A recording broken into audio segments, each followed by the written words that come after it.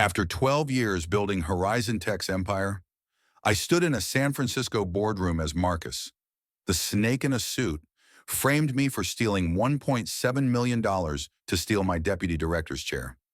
But he didn't know I was ready to tear his lies apart. They thought they'd crushed me. They didn't know I was about to burn their lies to the ground. I came to Silicon Valley with a beat-up laptop and a dream, a kid from a small Ohio town where my dad worked double shifts to give me a shot. Horizon was my proving ground. I was deputy director of operations, the guy who stayed late, my desk buried under Thai takeout boxes and coffee cups. I built systems that saved them millions, kept the company humming. Every Sunday, I'd hike the marine headlands, the Pacific Ocean stretching wide, dreaming of bigger things. I thought I'd earned their trust. I was wrong. Marcus, our CFO, was the kind of guy who could charm a room and stab you in the back before you blinked. Sharp suit, sharper smile. He had the board eating out of his hand. He wanted my job, my office, my life. I didn't see it coming, not until that Tuesday morning when I walked into the boardroom for what I thought was a routine meeting. The air was heavy, the chairman's face cold. "Embezzlement, Alex," he said, his voice like gravel.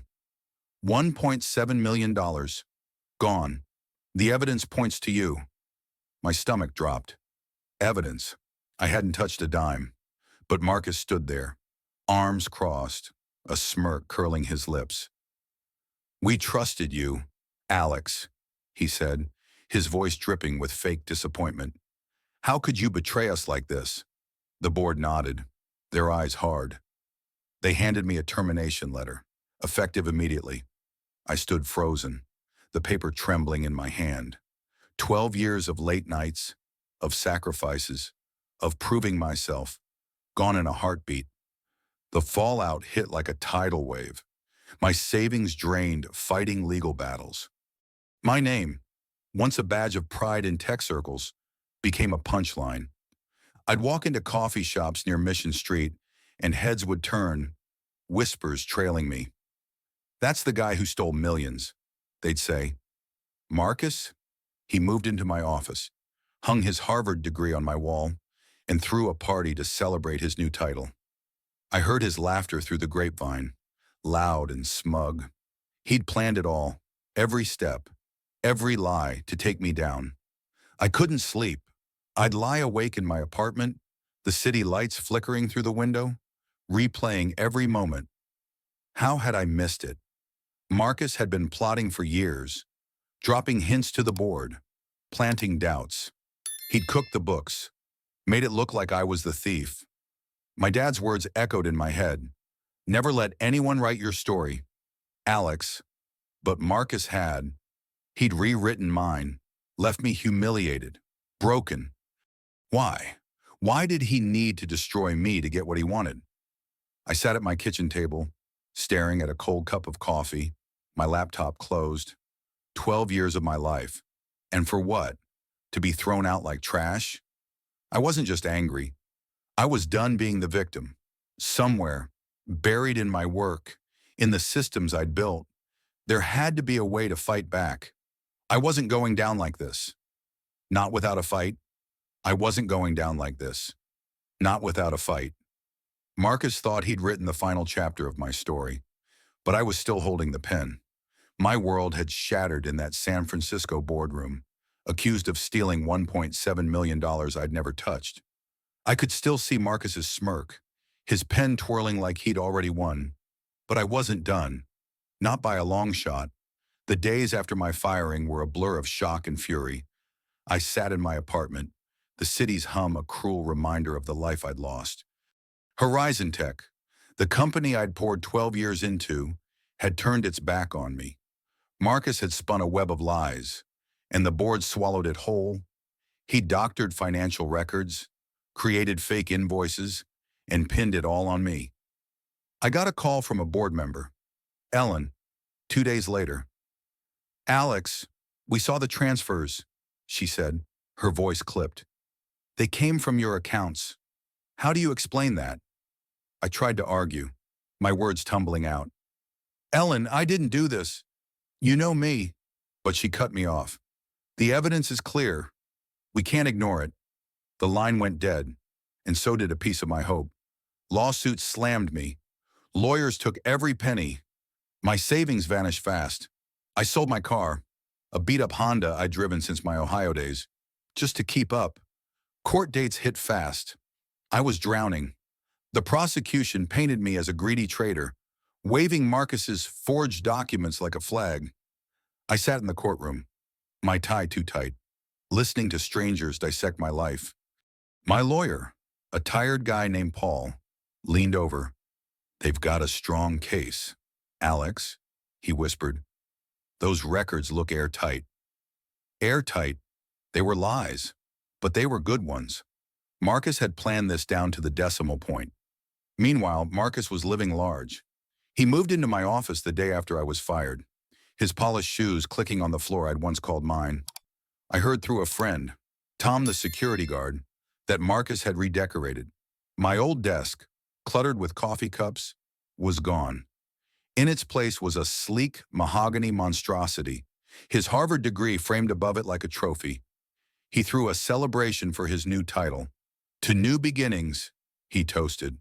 According to Tom, his glass raised high. My team avoided my eyes, their silence louder than Marcus's laughter. The board clapped, their laughter ringing through the halls. I wasn't there, but I could picture it. Marcus, grinning like a fox, basking in his victory. It made my blood boil. I walked the streets of San Francisco, the fog curling around me like a shroud. Every step felt heavier, the city's pulse mocking my defeat. I stopped at a diner on Mission Street, the kind with sticky tables and neon signs. The waitress, a woman named Carla, knew my usual order. "Rough day, Alex?" she asked, sliding a coffee my way. I forced a smile. "Rough year," she nodded, like she'd heard it before. I stared into the black coffee, my reflection distorted. My dad's words kept haunting me. "Never let anyone write your story," he'd said. But Marcus had, and he'd made me the villain. The whispers followed me everywhere. At the grocery store, a former colleague avoided my eyes. At a bar near the Embarcadero, pronounced Embarcadero, I overheard two tech bros talking. "That's the guy from Horizon," one said. "Stole millions. They say." I wanted to scream, to grab them and shake the truth into them. But what was the truth? Marcus had crafted a perfect lie. He'd manipulated spreadsheets, rerouted funds through accounts tied to my name. I found out later he'd even hacked my work email, planting messages that looked like I'd sent them. The board didn't question it. Why would they? Marcus was their golden boy, all charm and credentials. I was just the guy who worked too hard, trusted too much. Nights were the worst. I'd lie awake, the city lights flickering through my blinds, my mind racing. How had I been so blind? Marcus hadn't just acted on a whim. He'd planned this for years, sowing seeds of doubt in board meetings, dropping subtle hints about my oversights. I remembered a meeting last year when he'd leaned over, all smiles. "Careful, Alex. Don't stretch yourself too thin," he said, his tone too smooth. I'd brushed it off. Now, it felt like a warning I'd ignored. My savings were gone. My reputation was in tatters. I was alone, staring at a future that looked like a dead end, but something in me refused to break. I kept thinking about the systems I'd built at Horizon, the countless hours I'd spent coding, checking, saving every detail. I was meticulous, always had been. My dad used to laugh, saying I'd double-check my own shadow. That habit, that instinct, was still there, buried somewhere in my work. I sat at my kitchen table, my laptop closed, the weight of it all pressing down. I wasn't ready to give up. Not yet. Somewhere in the data I'd built, in the records I'd kept, there was a way to fight back. I just had to find it. I sat at my kitchen table, staring at a cold coffee, the weight of Marcus's betrayal pressing down on me. My savings were gone, my name trashed. my life in ruins. But something inside me refused to break. I wasn't ready to let him win. I'd built Horizon Tech systems from the ground up, poured my soul into every line of code, every record. I was meticulous, always had been. My dad used to say I'd double-check my own shadow. That habit was about to become my lifeline. Years ago, when I first joined Horizon, I started backing up the company's financials on a secure drive. Not because I didn't trust anyone, but because I'd seen too many systems crash, too many mistakes slip through. I kept it locked in a small safe under my desk, tucked away like a forgotten promise. It was my insurance, my just in case. Now, with my world turned upside down, that drive was all I had left. I pulled it out one night, the San Francisco fog thick outside my window. The safe clicked open, the sound sharp in the quiet. I plugged the drive into my laptop, my hands steady despite the knot in my chest. The screen glowed, numbers and records spilling across it like a map to the truth. I dug in, hour after hour, the city asleep beyond my walls. At first it was just noise, endless rows of transactions. But then I saw it, a pattern, subtle but unmistakable. Small transfers, buried in the chaos of Horizon's billion-dollar accounts, siphoned off to places they shouldn't have gone. I traced one, then another. My heart raced. These weren't my transactions. They were Marcus's. He'd been skimming money for years, hiding it behind my name. His digital fingerprints were everywhere, sloppy, arrogant. He thought no one would look this deep. Then I found the real bombshell, buried in a folder marked miscellaneous, dated the day I was fired, was a memo from Marcus to an offshore account. It wasn't just a transaction record, it was a confession, written in his own words, detailing how he'd rerouted funds and pinned it on me. "Alex won't see it coming," he'd written, his arrogance dripping off the page. My hands shook as I read it again. This wasn't just proof, it was a weapon. I leaned back, the laptop's glow casting shadows across my face.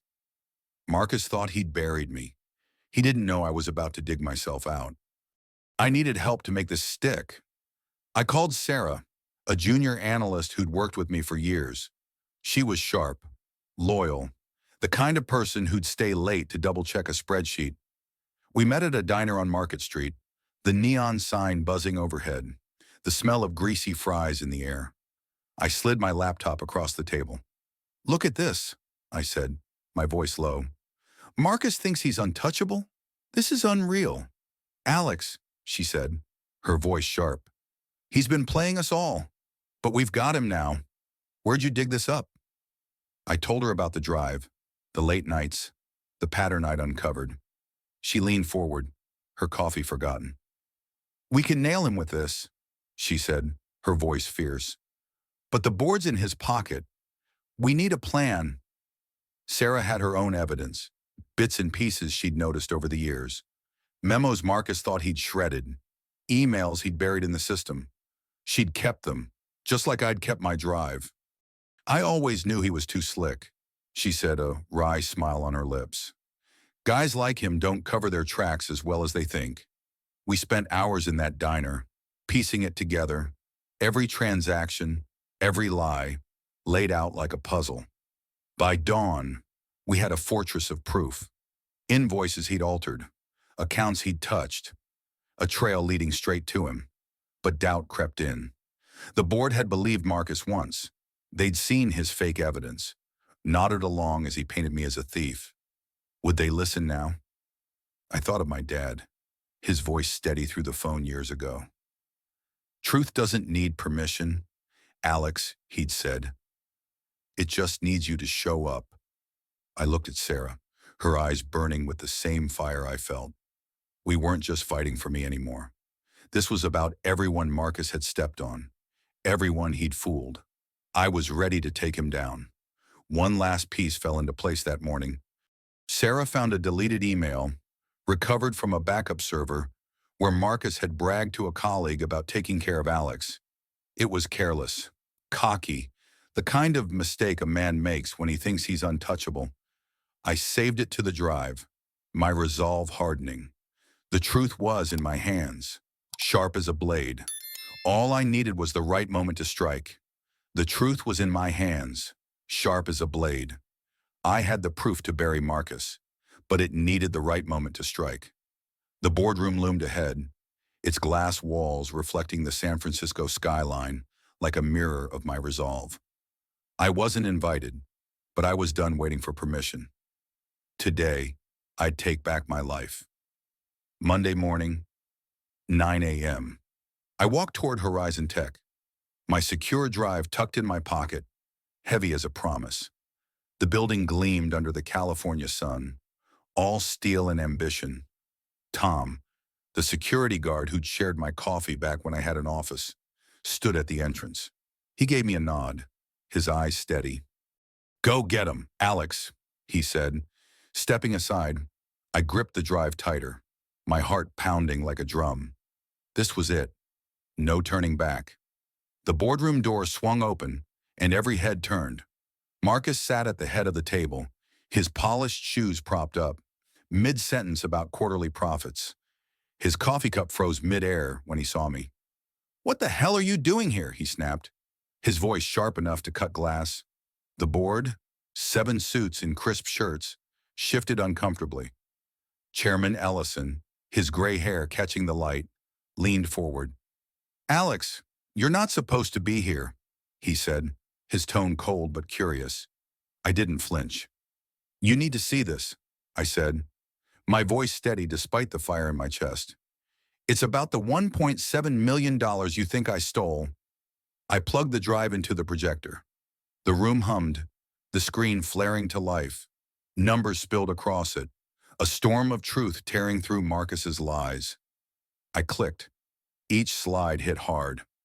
His lies crumbled. Altered invoices, hidden transfers. The memo to the offshore account, dated the day I was fired. "This isn't my work," I said, pointing at the screen. "It's his. Marcus has been stealing for years, hiding it behind my name." The board leaned forward, eyes wide. A woman in a navy blazer dropped her pen. The clatter loud in the silence. Another member, a guy with a silver watch, muttered, "This can't be real." Marcus's face turned ashen. His cup hit the table, coffee splashing across his tailored suit. "This is nonsense," he shouted, standing so fast his chair rocked. "He's fabricating this to save himself. You can't believe a word from a disgraced employee." But his voice cracked, his charm unraveling. I held up a printout of his memo, the one where he'd bragged about framing me. "You wrote this, Marcus," I said, my words calm but cutting. "You thought I wouldn't find it." I turned to the board. "He hacked my email, forged records, pinned it all on me. The proof is right here." Sarah, who'd slipped into the room behind me, stepped forward. She handed me a folder, her eyes fierce. "He's lying," she said, glaring at Marcus. "Found this in the archives this morning. A handwritten note from Marcus, outlining his plan to take Alex down." I opened it, the paper crisp under my fingers. His scrawled words stared back, arrogant and damning. The board gasped. Ellison's glasses slipped down his nose. He didn't push them up. "Explain this, Marcus," Ellison demanded, his voice like steel. Marcus stammered, his hands fumbling for his briefcase. "This is a setup. You're all being played," he yelled. But the room wasn't listening. The evidence was too clear, too heavy. Ellison stood, his chair scraping the floor. "You're done. Marcus," he said. "Security, escort him out, now." 2 guards appeared, their boots heavy on the polished floor. Marcus grabbed his jacket, his face a mask of panic. He bolted for the door, muttering curses, his footsteps fading like a bad dream. The boardroom fell silent, the air thick with shock. Ellison turned to me, his eyes softer now. "Alex, we made a mistake," he said. "The charges against you are dropped, effective immediately. Your job is yours if you want it." Ellen, who doubted me, pulled me aside. "We were wrong," Alex, she said, her voice low. A murmur rippled through the board, some nodding, others looking away, their faces red with shame. I stood tall, my heart still racing, but a weight lifted. I'd cleared my name. The glass walls seemed to glow brighter, the skyline beyond a canvas of possibility. But this wasn't just about me. I'd started something bigger, and it was only the beginning. I stood in that boardroom, the weight of my victory sinking in, the San Francisco skyline shimmering beyond the glass. I'd cleared my name, taken back my life. But this wasn't just about me. I'd sparked something bigger, a fire that wouldn't stop burning. Now, I'm back where I belong, Deputy Director of Horizon Tech, stronger than ever. The truth didn't just win, it changed everything. Walking back into my office felt like stepping into a new world. My desk was there, still cluttered with Thai takeout boxes and coffee cups, but the view was different. The city sprawled below, its lights pulsing with possibility. I wasn't the same man who'd been dragged out in disgrace. Marcus had tried to break me, to steal 12 years of my life with his lies about $1.7 million. He thought he could rewrite my story. He was wrong. I fought back, dug through the data, faced him down in that boardroom. Now, his name is poison, a cautionary tale whispered in Silicon Valley's halls. He's gone, a shadow who fled in shame, while I stand taller, sharper, untouchable. Horizon isn't the same either. The old days were when ambition hid sharp edges and secrets buried in spreadsheets are over. They launched a new system, called it the Transparency Protocol, a public ledger tracking every dollar's path. They asked me to unveil it at their annual conference, the crowd of thousands filling the hall with cheers as I stepped onto the stage. The spotlight hit me, warm and steady, and for the first time in years, I felt whole. Employees don't keep quiet anymore. They speak up in meetings, ask hard questions, demand better. The company I helped build is finally living up to its promise, and I'm part of that change. This fight reshaped me. I came to Silicon Valley from a small Ohio town. My dad's voice in my head. Never let anyone write your story. Son. He worked double shifts to give me a shot, and I poured everything into Horizon, building systems that saved millions. When Marcus framed me, I thought I'd lost it all. My savings, my reputation, my hope. But standing up to him, watching his empire of lies collapse, showed me who I really am. I'm not just the guy who survived. I'm the guy who fought back, who found the truth when the world tried to drown it. That fire still burns in me, and it's not going out. My story didn't stop at Horizon. It spread, touching people I'd never met. An Oakland worker fought back. He won. My story pushed him. A programmer in Palo Alto heard about my fight and exposed her boss's shady accounting. Saying my name gave her the push she needed. He called me one night, his voice rough with gratitude. "You showed me I could stand up. Alex," he said. "I owe you." I didn't know what to say. My fight had become theirs, a spark that lit fires across the Bay Area and beyond. People are done staying silent, done letting liars write their stories. One evening, I walked to the Golden Gate Bridge, the fog weaving through its cables, the city's glow a tapestry of dreams. I leaned on the railing, the wind sharp against my face, and thought about my dad. I called him that night, told him I'd won. "I'm proud of you, son," he said, his voice thick, breaking on the words. That moment, more than any title, was my victory. I'd reclaimed my life. But more than that, I'd shown what's possible when you refuse to quit. Ever been lied about at work? Felt a false accusation burn? Don't let it win. Share your story in the break room, with a friend, anywhere it matters. Stand up, fight back. The truth is stronger than any lie, sharper than any betrayal. Dig for it, like I did, through late nights and long odds. Speak it, in the break room, at the coffee shop, anywhere your voice can carry. You're not alone. Your story has power. The skyline burns gold. I'm not done. I'm back.